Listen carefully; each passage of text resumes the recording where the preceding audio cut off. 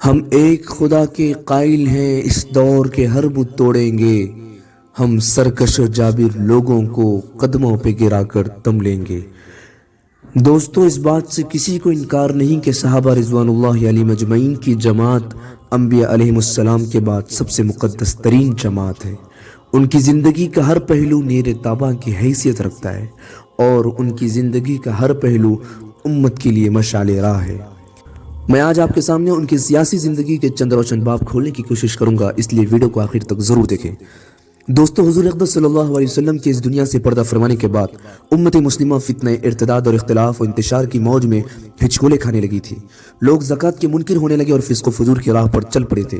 مسلمہ کذاب اور اسود انسی جیسے جھوٹے نبیوں کا سلسلہ شروع ہو گیا۔ کفار و منافقین کی ریشہ دوانیاں پنپنے لگی تھی۔ ان حالات میں حضرت ابوبکر صدیق رضی اللہ عنہ نے امت کی باغ دوڑ کو سنبھالتے ہوئے اپنے تدبر، عاقبت اندیشی اور مذہبی بصیرت سے ان فتنوں کی گوش مالی فرمائی۔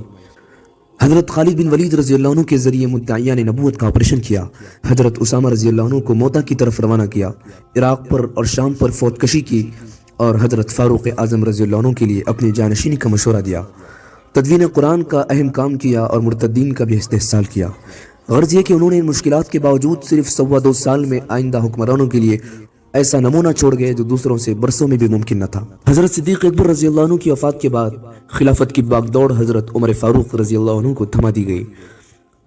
عمر فاروق رضی اللہ عنہ نے اپنے سیاسی دور میں حکومت کے جو نظام قائم کیے، اتنا عرصہ گزر جانے کے بعد بھی آج تک دنیا کی تمام حکومتوں کا نظام اسی نہج پر چل رہا ہے۔ ان کے دور میں باضابطہ شورا کا نظام عمل میں آیا، عہدیداران کے انتخاب کے آئین مقرر کیے گئے، عہدیداران کے اختیارات اور ان کے فرائض کی نگرانی کا نظام مقرر ہوا، باضابطہ عدالت کا قیام عمل میں آیا اور قیام امن کے لیے پولیس کا مستقل محکمہ قائم کیا گیا، جیل خانے کا نظام مقرر کیا گیا اور بیت المال کی مستقل عمارت تعمیر کی گئی، باضابطہ فوجی محکمے اور ان کی تنخواہیں مقرر کی گئی، دیگر قوموں کے ساتھ عدل و مساوات کے طریقے مرتب کیے گئے۔ ان سب کے باوجود فاروقی دور کی جو سب سے بڑی خصوصیت تھی وہ ہے فتوحات کی کثرت۔ آپ کے 10 سالہ دور حکومت میں ایران و روم جیسی سپر پاور ظالمانہ سلطنتوں کے پرخچے اڑا دیے گئے اور ہندوستان کی سرحد سے لے کر شمالی افریقہ تک اسلام کا پرچم لہرایا جانے لگا۔ آپ کے سیاسی دور میں اسلامی سلطنت کی وسعت تقریباً 22.5 لاکھ مربع میل تک پھیل گئی تھی۔ فاروق اعظم رضی اللہ عنہ کے عہد خلافت کی سیاسی ادوار اپنی جگہ ایک طویل داستان کے حامل ہیں، جن کو ان چند منٹوں میں احاطہ کرنا ناممکن ہے۔ حضرت عمر رضی اللہ عنہ کی شہادت کے بعد حضرت عثمان رضی اللہ عنہ کے مسند خلافت پر متمکن ہوتے ہی امت مسلمہ کو طرح طرح کی فتنوں اور فسادات کا سامنا کرنا پڑا۔ عہد فاروقی میں جو چنگاریاں سلگ رہی تھیں وہ شعلوں کی شکل اختیار کرنے لگی۔ ایک طرف خوارج نے سر ابھارا اور دوسری طرف فتنہ سبائی نے اپنے ریشہ دوانیوں کو ہوا دینا شروع کیا، جس کے نتیجے میں مفتوحہ علاقوں میں بغاوت کے آثار ظاہر ہونے لگے۔ ان حالات میں حضرت عثمان رضی اللہ عنہ نے ان کے راہ راست پر لانے کی انتھک کوشش شروع کی۔ اسکندریہ، آذربائیجان اور آرمینیا کے بغاوتوں کا استحصال کر کے ان کے بعض غیر مفتوحہ علاقوں کو فتح کر کے ان پر اسلامی پرچم کو نصب کیا اور بہت سے ملک فتح کیے۔ ان کے علاوہ ان کا سب سے بڑا کارنامہ مسجد نبوی صلی اللہ علیہ وسلم کی توسیع اور مصحف صدیقی کے اشاعت وغیرہ تھی۔ سبائی اور خوارج کی مشترکہ سازش کے نتیجے میں حضرت عثمان رضی اللہ عنہ کو شہید کر دیا گیا۔ ان کی شہادت کے عظیم سانحے سے رسول اکرم صلی اللہ علیہ وسلم کی امت بے دست و پا ہو گئی اور ایسا محسوس ہونے لگا کہ آپ کی لائی ہوئی شریعت اب تاریخ کے تاریکیوں میں گم ہو کر رہ جائے گی۔ امت کی حالت اس مچھلی سے ذرا مختلف نہ تھی جو تالاب میں بغیر پانی کے تڑپ رہی ہو۔ بالآخر عاقبت اندیش صحابہ نے حضرت علی رضی اللہ عنہ کو مجبور کر کے ان کے ہاتھ پر بیعت کر لی۔ خلافت کا تاج پہننے کے بعد لوگوں کا مطالبہ ہوا کہ قاتلین عثمان سے قصاص لیا جائے۔ حضرت علی رضی اللہ عنہ کا نظریہ یہ تھا کہ حکومت مستحکم ہونے کے بعد ان سے قصاص لیا جائے گا، لیکن اس مدعے کو لے کر سبائیوں اور خارجیوں نے امت کے درمیان افتراق و انتشار کی راہ ہموار کرنی شروع کر دی۔ یہیں سے عہد صحابہ کی سیاسی دور کی افسوسناک تاریخ شروع ہوتی ہے۔ حضرت علی رضی اللہ عنہ کے نظریے کے برخلاف امیر معاویہ رضی اللہ عنہ کو برانگیختہ کیا گیا کہ قاتلین عثمان رضی اللہ عنہ کے قصاص کا مطالبہ کرے۔ مطالبہ کے بعد جب حضرت علی رضی اللہ عنہ کو اپنے نظریے پر قائم پایا تو خون ریزی کی نوبت آ گئی۔ صلح کی تمام کوششیں ناکام ہو گئی۔ بالآخر خون ریز معرکہ ہوا، لاکھوں جانیں تلف ہوئیں۔ پھر حضرت عائشہ رضی اللہ عنہ کی غلط فہمی پر جنگ جمل کا اندوہناک حادثہ رونما ہوا۔